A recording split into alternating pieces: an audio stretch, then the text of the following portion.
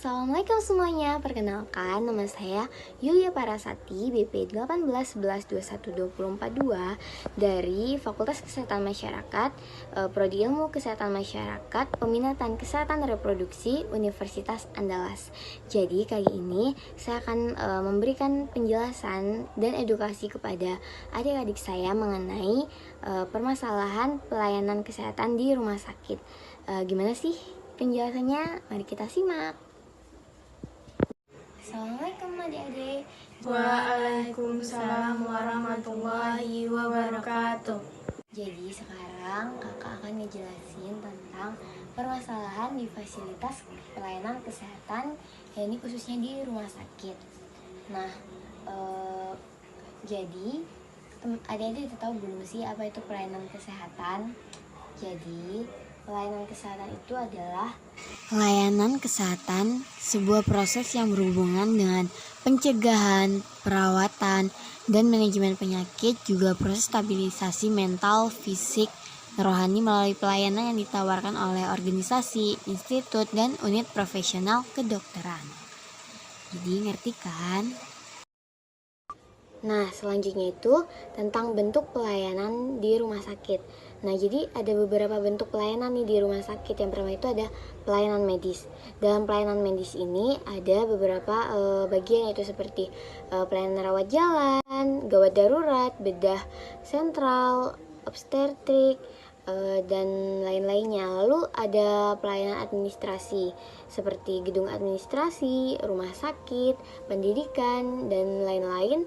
Terus ada bentuk pelayanan penunjang medis seperti radiologi, instalasi farmasi, instalasi laboratorium, instalasi gizi, dan juga yang adik-adik ngeri pastinya ada kamar jenazah.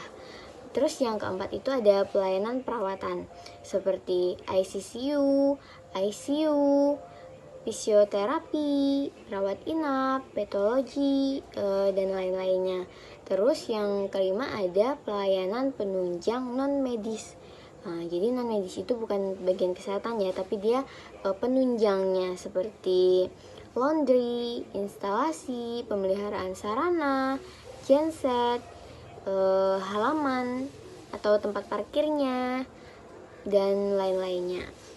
Nah, terus ada nih beberapa masalah pelayanan yang sering terjadi di rumah sakit. Kalau adik-adik pengen tahu apa aja, mungkin bakal kakak sebutin. Nah, yang udah kakak bilang tadi kan, kalau sebenarnya itu udah ada batasannya selama 60 menit sejak melakukan administrasi hingga selesai melakukan pelayanan kesehatan kan, adik-adik. Nah, jadi sebenarnya itu peraturannya udah ada apa enggak sih? Nah, jadi peraturannya itu udah ada di peraturan kesehatan Menteri Kesehatan nomor 129 garing Menteri Kesehatan garing SK atau surat ketentuan garing 11 garing 2008. Jadi peraturan ini udah keluar di tahun 2008 mengenai standar pelayanan minimal rumah sakit. Jadi waktu tunggu di unit rawat jalan itu tidak melebihi dari 60 menit. Jadi rumah sakit itu sehendaknya mempunyai sistem pendaftaran online agar pasien tidak menunggu terlalu lama di unit rawat jalan. Nah, itu solusinya. Nah, jadi sebenarnya itu ada masyarakat yang lebih Nah, yang udah kakak bilang tadi kan, kalau sebenarnya itu udah ada batasannya selama 60 menit sejak melakukan administrasi hingga selesai melakukan pelayanan kesehatan kan, adik-adik. Nah, jadi sebenarnya itu peraturannya udah ada apa enggak sih?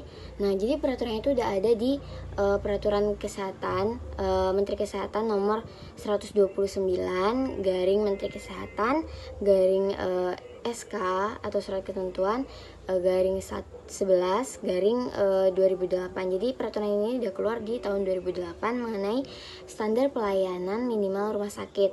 Jadi waktu tunggu di unit rawat jalan itu tidak melebihi dari 60 menit.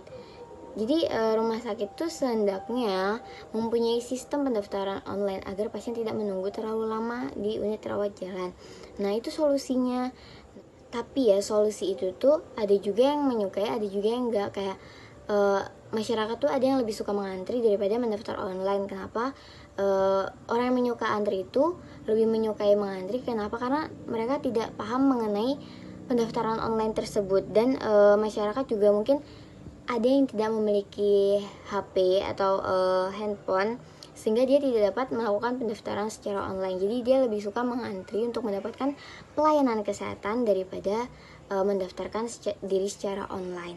Dan kalau yang menyukai online itu pastinya kayak para pekerja-pekerja yang memiliki waktu tidak banyak, karena mereka mengejar waktu untuk bekerja dan melakukan pelayanan kesehatan. Jadi sehingga dia membutuhkan pendaftaran online ini untuk tidak membuang-buang waktunya secara percuma.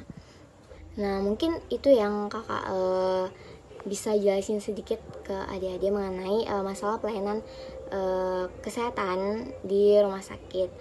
Apa adik-adik bisa mengerti? Sudah, Kak.